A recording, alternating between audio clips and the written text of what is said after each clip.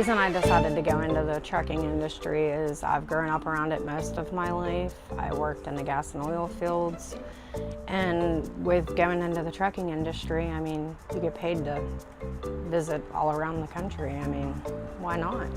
I've taken a lot of grief from different men that, you know, they've found out, or I've told them that I'm going into the trucking industry. I've taken a lot of grief. Guys don't always want to accept women in their profession, so to speak. There are a lot of old timers that maybe challenge them a little bit to prove themselves, but most people that are in the industry that own the companies see that they're detail oriented. Like I said before, they're dependable, they're hard workers, and they are more careful with their equipment. Don't be afraid and be intimidated by men, you know. Be strong, go out there, go for it. Kind of a diverse world for women. You know, most men think, well, this is a man's industry. Well, no, it's not. Women can do it too.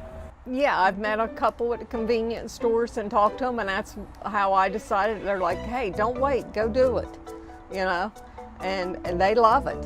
My advice to women that want to go into the trucking industry is don't let the different little diverse things that you're going to come across, don't let them deter you.